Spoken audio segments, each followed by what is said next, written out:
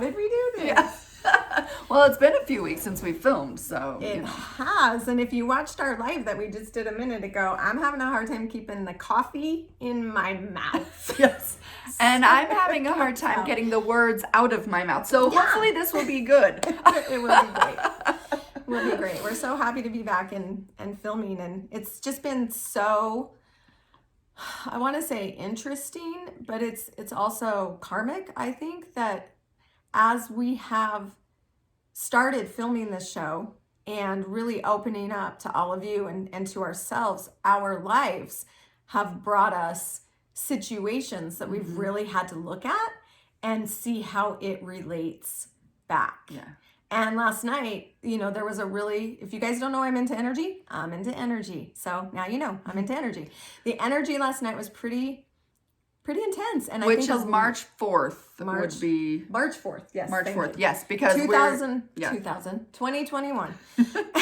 2005, no, 2021. And I've gotten tons of messages, tons of texts about it. And what I thought would be super cool is Chalese also had an experience. And if it's okay with you, will you tell us? It's kind of private, but that's what this show's about. Yeah, right. So, well, it actually was a good night.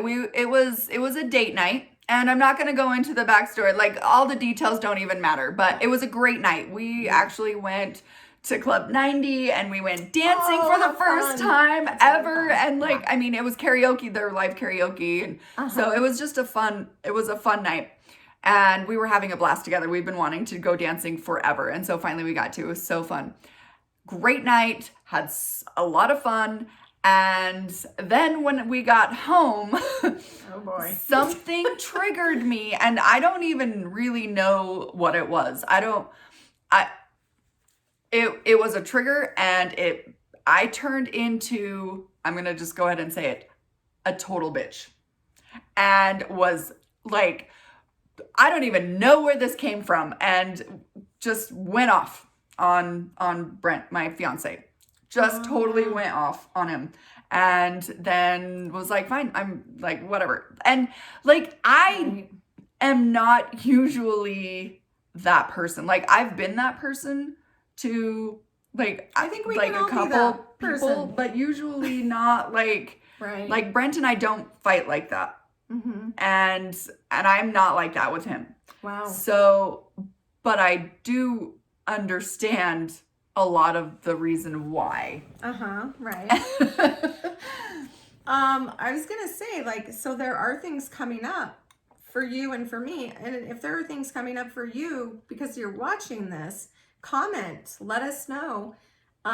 We'll have you on as well. I don't want to, I just wanted to throw that out there while you're talking about it. Now, do you want to go into the reasons, or do you want to just talk about how things do trigger? I don't want to go into the details and the reasons because that does get into the weeds a lot. I mean, we can go clear back to my childhood of a lot of why this came up and and I'm actually at this point, I have a really hard time accepting when I'm like this because of the work I've done. And I think this is something that is important to talk about too, because of a lot of the work I've done. So much healing work, so much shadow work. We can talk, and that dark, deep stuff that has been so painful. But for me, it's still, and it's exhausting sometimes when I realize that I'm I'm still having these reactions to something that's so stupid. And these triggers, haven't I dealt with this already? And even this morning, I was like, I'm tired. You're having a hard time loving yourself. I am having a hard time, and I'm beating myself up for it. And so, and I know we all do that. We all do that. I was going to say, there are a few things I'm thinking as you're speaking. I think, so I'm going to say right now, I don't want to minimize anything anyone has been through at all, because everyone has lives that are challenging, and we have to learn and grow, and everyone has some trauma.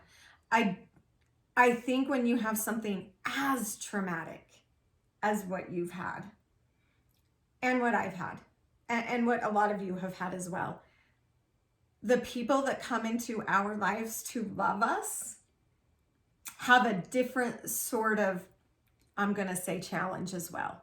Yeah. Because it goes so deep, and we have had to do so much work to, I'm just going to be like totally honest, to stay alive. Yeah. Like I've had to do work to not just tap out.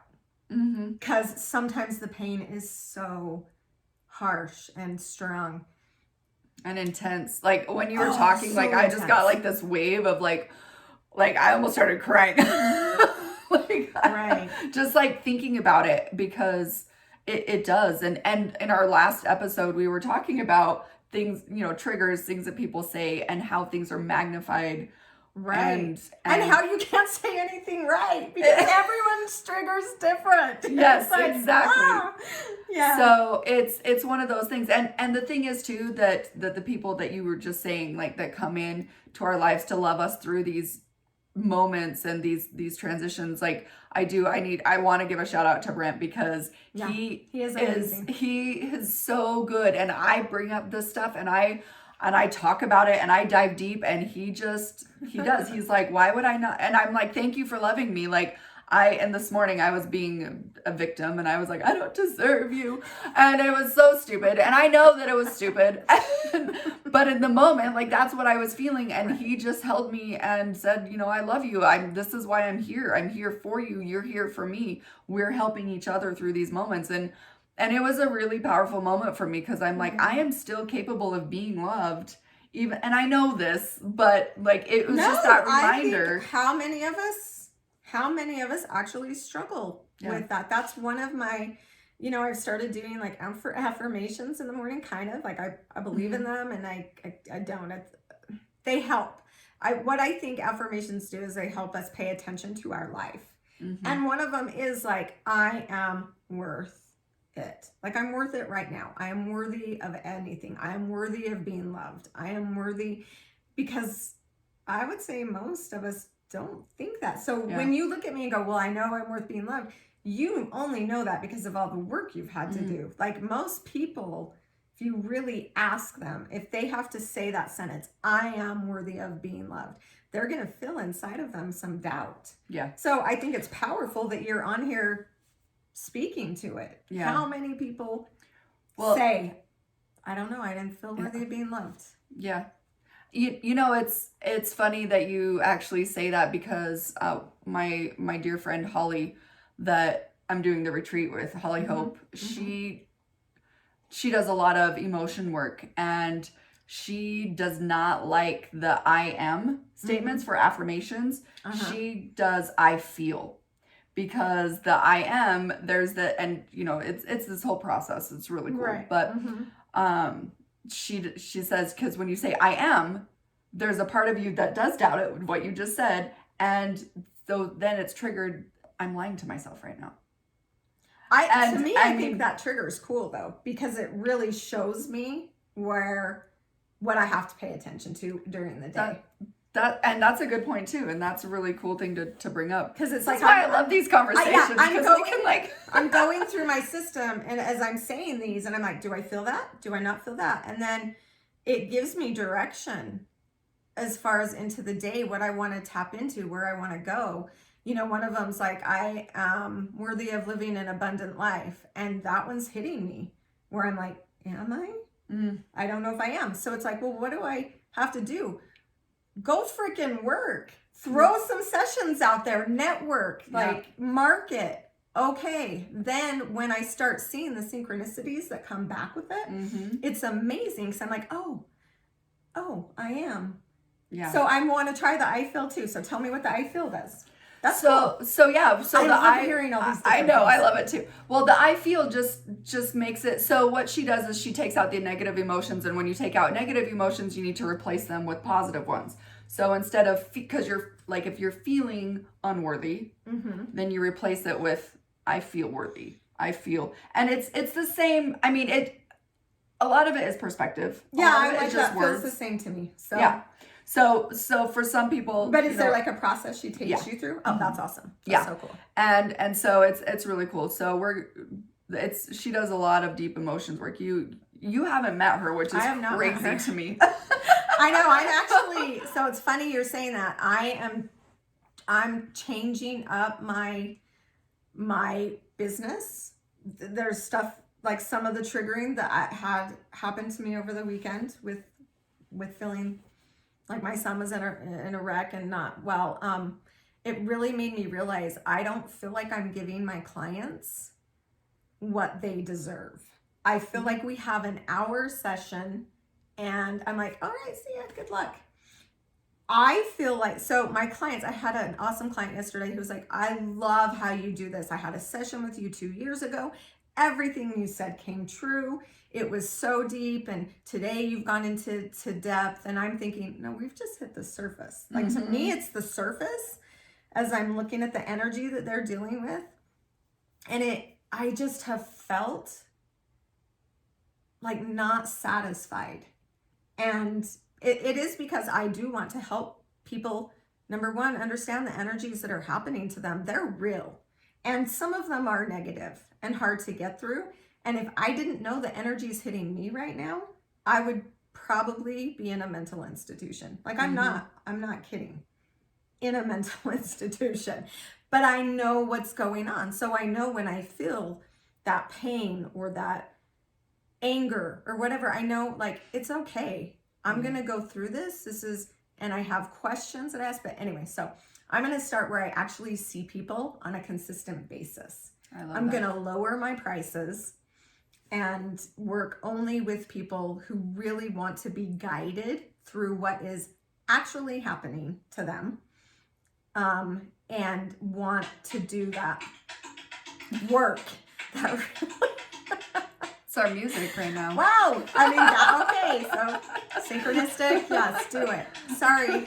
I gotta go stop this. Well, you know what? You We'll keep just talking. why don't we take a short break? Okay. And we'll come back Okay. in a minute. Sounds good.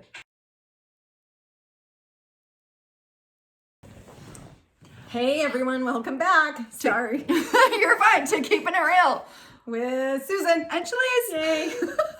Okay, I still am not comfortable saying my name. So through this, I will get comfortable. If you guys watched our last montage video that I put out, I did. and the last one, or the one where we're like, okay, well, because we were doing, what was it that we were even called? Oh, it was Coffee Talk Tuesday. Gosh, we've With done a lot. Chalese and Susan, Thanks, and that's she's like, awesome. I still get it, like, but and that was like 3 years ago. I actually did watch. I was like, wow, I haven't come. Because I actually did a podcast once a week where I had to say my name too. I didn't get there. Clearly, I didn't get there. Yeah. Okay. Where we left off, though, I thought was super cool. I was blabbing, but like, I thought it was a cool place we got to with Chalese, where she was talking about the shadow work and triggers that came up, and we talked about like people that come into our lives to love us. And I think that's kind of a general, because everyone has, I'm going to say it, everyone has shit. Mm-hmm. So it's like this special kind of love where you have to come in and be really open to what their triggers and whatnot are. But a question I wanted to ask you was, so when you're triggered like that and you're having an experience and you feel like you know what it's from, how does it stem back to the death of your son? Your beautiful, beautiful son. Oh, my baby. Actually, the thing is that, and I, it's so hard to admit this, but I mean, That's it really is, because everything takes me back to that. Everything does. And I get that. and especially like big things. And when I'm sitting there and I pull my victim card and I'm saying like this, and there's I mean, it's not just the death of my son that I've dealt with. Like I have a lot of trauma in my life, and it doesn't always, it brings me back to other pieces of trauma that I've dealt with and that I've experienced. But because of that, because of my son, I feel that it's magnified. Because I'm like, it wasn't enough that I'm already grieving this. So now I have to also deal with this and this and this and this. And now I have to deal with this particular situation. It really, like, can't. And then I'm also like, but I've dealt with so much. So why is this such a big deal? Right. Like, this stupid thing. Let me ask you, do you feel like it comes in cycles though? Because there are times, and like I say, I watch the energy, right? I watch the energy that's happening with me. Mm-hmm. I deal with it very differently. I have an energy hitting me that is exactly the same as when Rick died. So it's bringing up so much. I would love to look at yours and see, because it's like, some of the experiences I've had, with Kyle's accident and whatnot, I was like, what? Like, at times I've been able to shed this and it's like not a big deal. Instead, I stayed up all night. So tell us what happened. How? Because I actually haven't even heard the story because I've been saving it. I told you, I was like, do we want to go there yet or should we save it? Because I feel like we're getting so what we're doing is we're going with you to this place where it's like, what I've noticed, and I'm always loving and tell people, like, we all have stuff, and the stuff that we have is absolutely humongous, right? But then there are these souls and people that I do readings for. And I hear their story and I'm like, holy shit, you've been shoveled shit. And it's very different. And you're one of those. And oh, good. And I'm going to be like honest for a long time. And I'm always saying like, well, it's okay. Like, everyone has a hard life. Mine hasn't been. No, like, bullshit. I've been handed so much as well. Like, when I really tell people my story and what's happened oh my gosh. to me, like, just think about, it's like, there are people that have been more. I know someone who lost not only their husband, but their son. Yeah. In 2 freak accidents. And I'm like, I don't want to say you win, but like, you win. You and I, we talk about, there are clubs. We've talked about this. Yes. Like, that's a club I don't want to be in. No. And when I hear people talk about their, the people that have passed away that are 80, sorry, love you all, 70, 80. And then they're like, I know how you 93. Feel. I'm like, sorry, you're not in my club. My club is where my 35-year-old husband dies. I just lost my son a few years before that. I actually ran over my other son and almost killed him. I've had a twin. I'm not laughing at you. I'm not. And my childhood just blew up in my face the past 3 years. It's like, yeah, you're not my club. I love that you want to like bond with me, but you're not in my club. Well, and that's the other thing too. And well, it sounds so bad though. I love you all, like, regardless of what club you're in. Right. Well, but the thing is too is, and this is one of the things that I've held on to, is that everybody's experience for them is different. And we're dealt the cards we're dealt. I don't know if it was like I signed a contract to be like, I'm a superstar. I mean, I was born with 1 extra vertebrae, so I do consider myself an X-Men because I'm a mutant. I think we do. No, I mean, great point. You're like looking at it like I signed a contract, and I'm like, I signed a contract, and I had to be demented. Oh, right? What drugs was I doing then? Before I came to Earth. I'm like, what were you thinking? That you were like some badass? You're not. You are. I don't feel like it. But the thing is though, like what you were saying, I totally get, because I see people and I'm like, I'm really grateful that all I've had to deal with is my life, because there's some people's lives that I look at that I'm like, wow. Yeah. Yeah. Very few people have that in my, and you've got to feel like that too. Oh. Like, there are very few people I meet that I'm like, you win. Oh yeah. So I do want to say something. Because I go in, I'm intuitive, I have sessions with people, I feel them. Like, I can feel them intuitively. And I will say what they've had to deal with, even if it's not on the magnitude of what we're talking about, feels in them. Yeah. To that magnitude. And so I am not trying to downplay anyone or what they feel or what they've been through, because when I feel them, it's like, it feels the same. Even though I'm looking at it going like, God, I wish I had that contract. Right.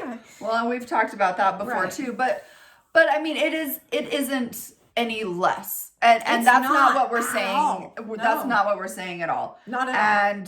And not one because I remember when I was at work and we were getting laid off, and this girl, one of our employees, she was 25 years old at the time. That's how old you were when you lost your son.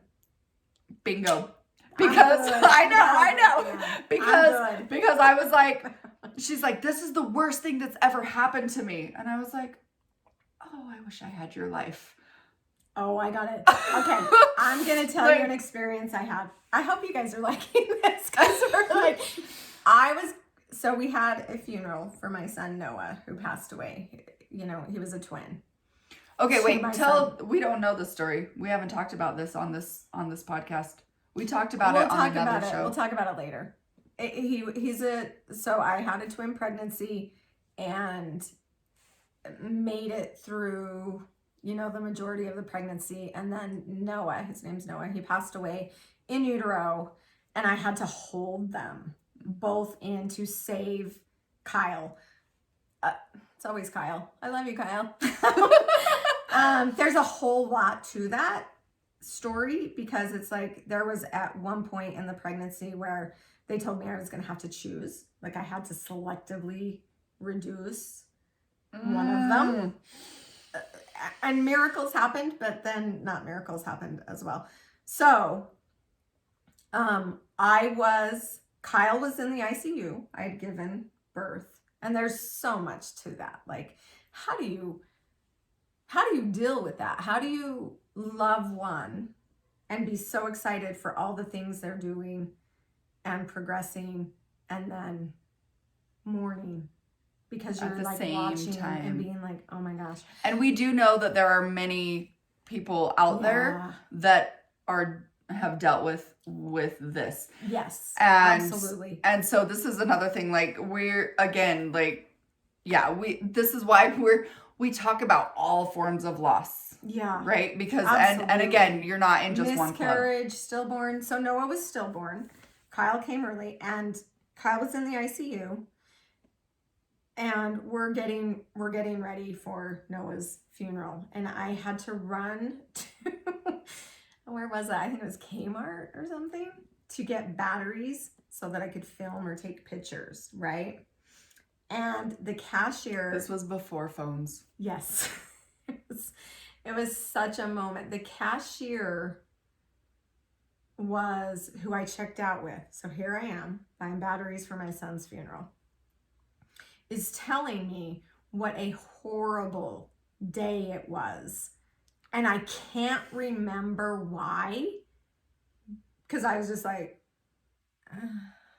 okay.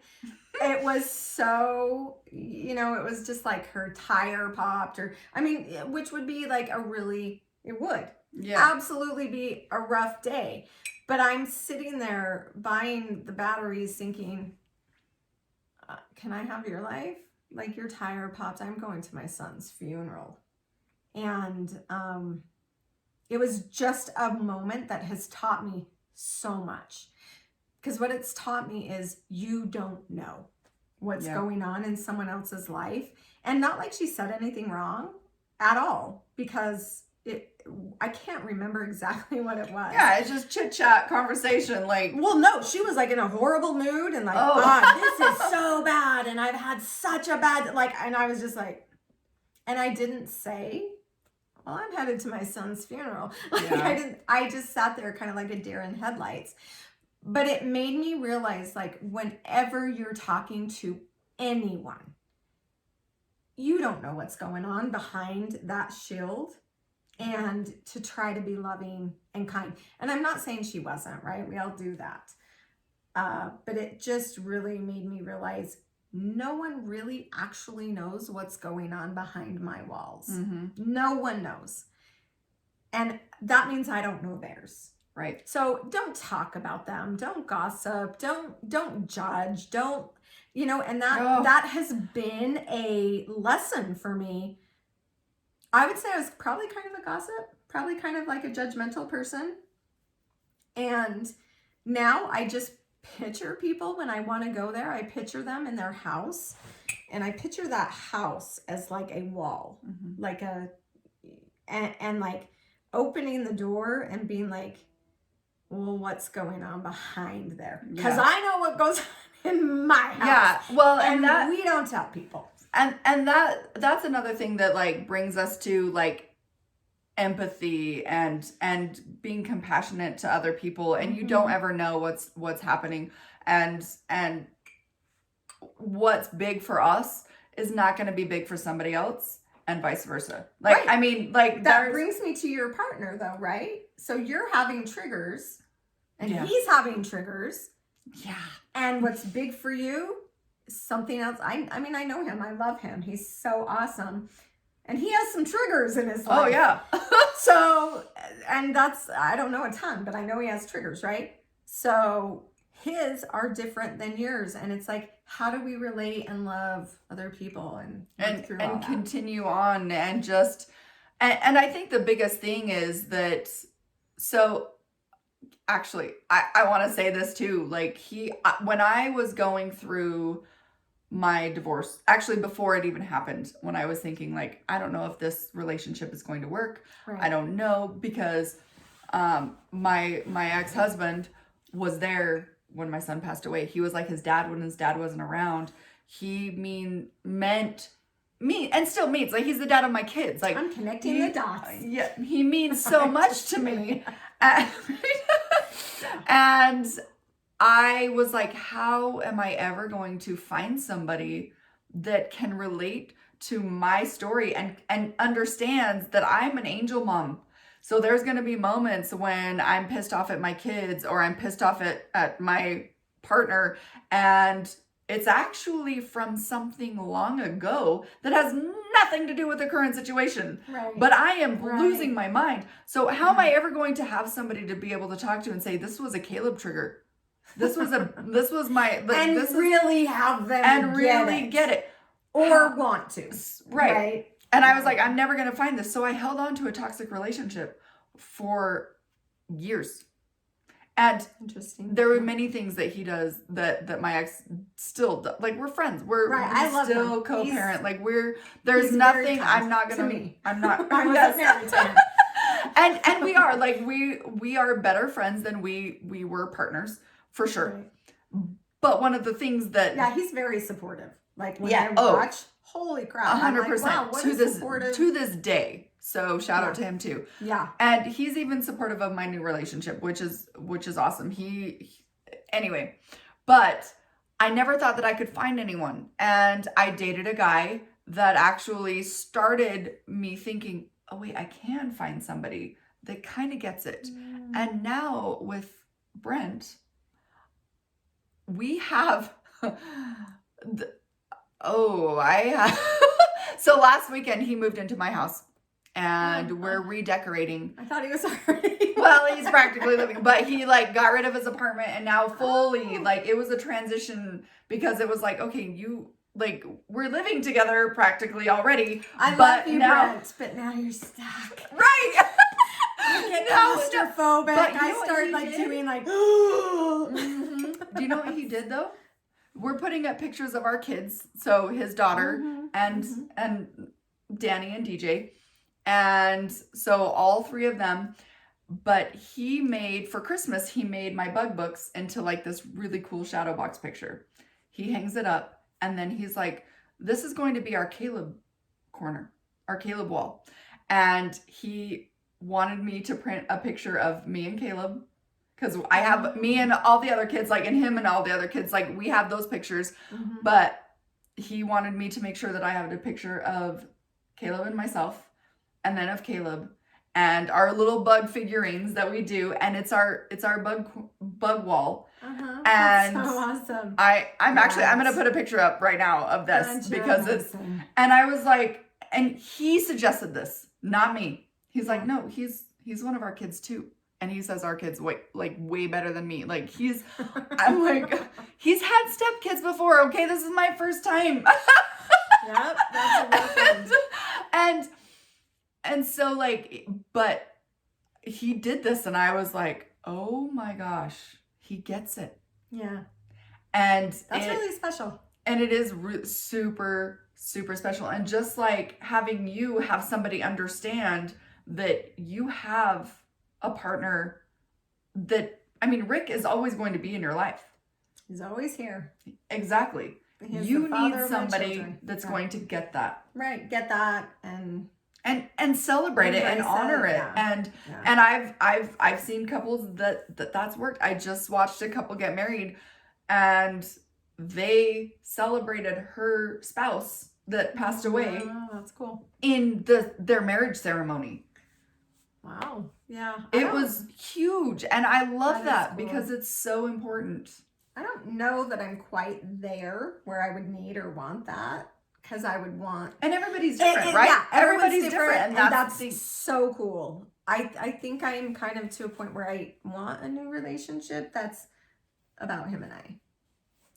That's right. That's cool too. Yeah.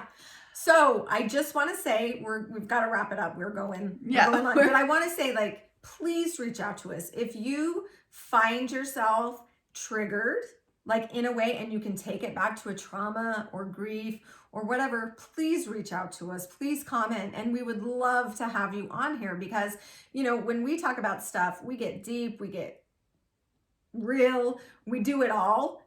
It's awesome. But it's also like really cool to have other people come on and validate what we're saying. Some of the stuff we're saying scares me.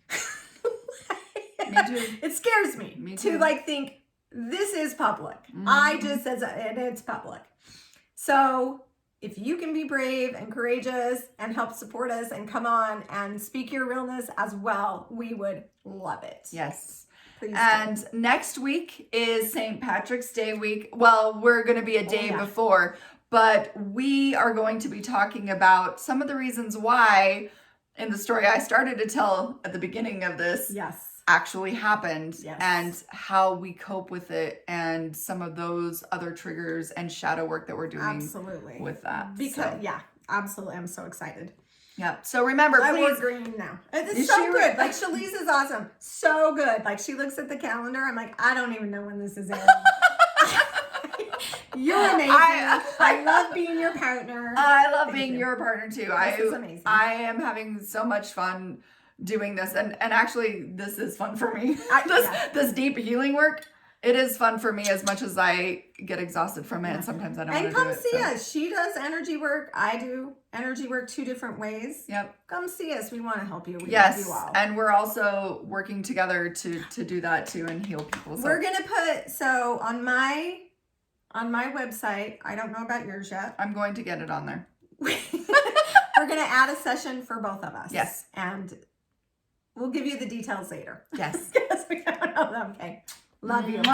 Love you guys. Tune in next week. Remember to subscribe, comment, like, share, all that. The more people we can help, the more people, the better this world is going to be. So. And I would just love to have the more people to come on and really share their story that will do that. Because it's not only death. There's so much. I would love it. Okay. All right. Okay. Bye, guys. See you next week.